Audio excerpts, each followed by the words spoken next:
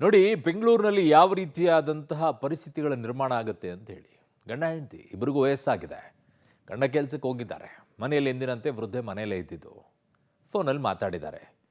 ಆಮೇಲೆ ಫೋನ್ ಇಟ್ಟಾದ ನಂತರ ಕೆಲಸ ಮುಗಿಸ್ಕೊಂಡು ಮನೆಗೆ ಬಂದ ಮೇಲೆ ಗೊತ್ತಾಗಿದ್ದು ಅವರು ಸತ್ತೋಗಿದ್ದಾರೆ ಅಂತೇಳಿ. ಸಾಯಿಸಿದ್ದು ಯಾರು? ವೃದ್ಧೆಯನ್ನು ಸಾಯಿಸುವ ಮಟ್ಟಕ್ಕೆ ಹೋಗಿದ್ದಾದರೂ ಯಾರು? ಎಲ್ಲಾಗಿದೆ ಈ ಘಟನೆ? ಎಲ್ಲಿದೆ ನೋಡಿ ಸ್ಟೋರಿ.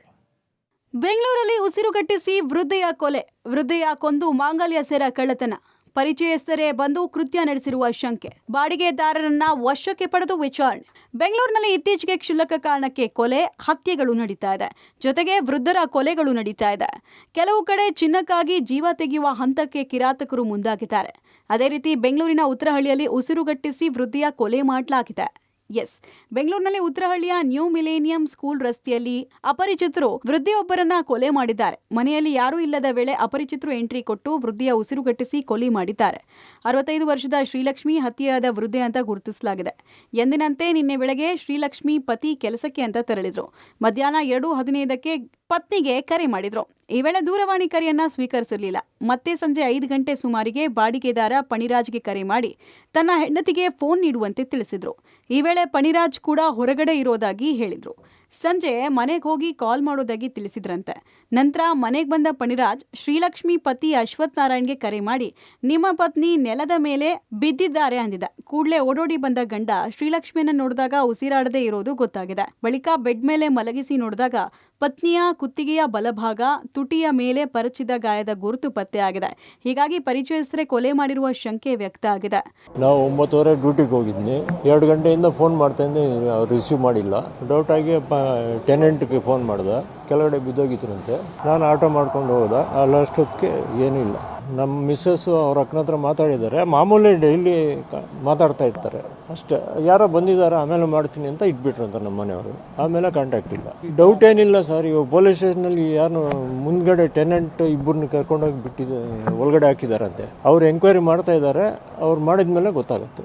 ಬೆಂಗಳೂರಿನಲ್ಲಿ ಲಾಭಕ್ಕಾಗಿ ವೃದ್ಧೆಯನ್ನ ಕೊಲೆ ಮಾಡಿರುವ ಘಟನೆ ನಡೆದಿದೆ. ಉತ್ತರಹಳ್ಳಿಯಲ್ಲಿ ಶ್ರೀಲಕ್ಷ್ಮಿ ಎಂಬುವವರನ್ನ ಉಸಿರುಗಟ್ಟಿಸಿ ಕೊಲೆ ಮಾಡಿ ಅವರ ಮೈ ಮೇಲಿದ್ದಂತಹ ಸುಮಾರು 40ರಿಂದ 45 ಗ್ರಾಂ ಬಂಗಾರದ ಮಾಂಗಲ್ಯ ಸರವನ್ನು ಕಸಿದುಕೊಂಡು ದುಷ್ಕರ್ಮಿಗಳು ಹೋಗಿದ್ದಾರೆ. ಎಂದಿನಂತೆ ನಿನ್ನೆ ಬೆಳಿಗ್ಗೆ ಇವರ ಪತಿ ಅಶ್ವಥ್ ನಾರಾಯಣ್ ಮನೆಯನ್ನು ಬಿಟ್ಟು ಕೆಲಸಕ್ಕೆ ಹೋಗ್ತಾರೆ. ಅದಾದ ಬಳಿಕ ಮಧ್ಯಾಹ್ನ ಮತ್ತೆ ಪತ್ನಿಗೆ ಕರೆ ಮಾಡಿದಾಗ ಪತ್ನಿ ಕರೆಯನ್ನ ಸ್ವೀಕಾರ ಮಾಡಿರೋದಿಲ್ಲ. ಮನೆ ಬಳಿ ಬಂದು ನೋಡಿದಾಗ ಆಕೆ ಅದಾಗಲೇ ಸಾವನ್ನಪ್ಪಿರ್ತಾರೆ, ಪ್ರಾಣವನ್ನು ಚೆಲ್ಲಿರ್ತಾರೆ. ಅವ್ರನ್ನ ಎತ್ತು ಮಂಚದ ಮೇಲೆ ಮಲಗಿಸಿ ನೋಡಿದಂತಹ ಸಂದರ್ಭದಲ್ಲಿ ಕತ್ತು, ಮುಖ ಇಲ್ಲೆಲ್ಲವೂ ಕೂಡ ಸಣ್ಣದಾಗಿ ಗಾಯಗಳು ಕೂಡ ಆಗಿರುತ್ತೆ. ಮತ್ತೆ ಡಾಕ್ಟರ್ ಈಗಾಗಲೇ ಸತ್ತಿದ್ದಾರೆ ಅನ್ನೋ ನಿಟ್ಟಿನಲ್ಲಿ ಮಾಹಿತಿಯನ್ನು ಸಹ ಕೊಡ್ತಾರೆ. ಇನ್ನು ಮೃತ ವೃದ್ಧೆ ಪತಿ ಅಶ್ವಥ್ ನಾರಾಯಣ್ ಕೊಟ್ಟ ದೂರಿನ ಮೇರೆಗೆ ಸುಬ್ರಹ್ಮಣ್ಯಪುರ ಪೊಲೀಸರು ಎಫ್ಐಆರ್ ಅನ್ನು ದಾಖಲಿಸಿದ್ದು, ಪ್ರಕರಣ ಸಂಬಂಧ ಮನೆಯ ಬಾಡಿಗೆದಾರರನ್ನ ಪೊಲೀಸರು ವಶಕ್ಕೆ ಪಡೆದು ವಿಚಾರಣೆ ನಡೆಸುತ್ತಿದ್ದಾರೆ.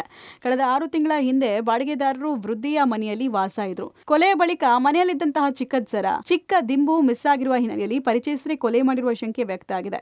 ಜೊತೆಗೆ ಶ್ರೀಲಕ್ಷ್ಮಿ ಕುತ್ತಿಗೆಯಲ್ಲಿ 40ರಿಂದ 45 ಗ್ರಾಂ ತೂಕದ ಮಾಂಗಲ್ಯ ಸರ ಕೂಡ ಗೊತ್ತಿರೋರೇ ಕೃತ್ಯ ಎಸಗಿರುವಂತಹ ಶಂಕೆ ಹಿನ್ನೆಲೆಯಲ್ಲಿ ಬಾಡಿಗೆ ಮನೆಯಲ್ಲಿದ್ದ ದಂಪತಿಯನ್ನ ಸುಬ್ರಹ್ಮಣ್ಯಪುರ ಪೊಲೀಸರು ತೀವ್ರ ವಿಚಾರಣೆ ನಡೆಸುತ್ತಿದ್ದಾರೆ. ಯಾವಾಗ ಪತ್ನಿಯ ಕೊಲೆ ಆಯಿತೋ ಕೂಡಲೇ ಸುಬ್ರಹ್ಮಣ್ಯಪುರ ಪೊಲೀಸರಿಗೆ ಮಾಹಿತಿಯನ್ನು ಕೊಡ್ತಾರೆ. ಸುಬ್ರಹ್ಮಣ್ಯಪುರ ಪೊಲೀಸರು ಸ್ಥಳಕ್ಕೆ ಬಂದಂತಹ ಸಂದರ್ಭದಲ್ಲಿ ಒಂದಷ್ಟು ಸಾಕ್ಷಿಗಳನ್ನು ಸಂಗ್ರಹ ಮಾಡುವ ಕೆಲಸವನ್ನ ಮಾಡ್ತಾರೆ. ಇಲ್ಲಿ ದುರಂತ ಏನಂತ ಹೇಳಿದ್ರೆ, ಆ ಕೊಲೆ ಮಾಡಿದಂತಹ ದಿಂಬನ್ನ ಸಹ ಈ ದುಷ್ಕರ್ಮಿಗಳು ತೆಗೆದುಕೊಂಡು ಹೋಗಿದ್ದಾರೆ ಕೊಲೆಗಾರರು. ಅದ್ರ ಜೊತೆಗೆ ಅವರ ಮೈ ಮೇಲಿದ್ದಂತಹ ಬಂಗಾರದ ಸರವನ್ನು ಕೂಡ ತೆಗೆದುಕೊಂಡು ಹೋಗಿದ್ದಾರೆ. ಸದ್ಯ ಈ ಸಂಬಂಧ ಸುಬ್ರಹ್ಮಣ್ಯಪುರ ಪೊಲೀಸ್ ಠಾಣೆಯಲ್ಲಿ ಪ್ರಕರಣ ದಾಖಲಾಗಿದೆ.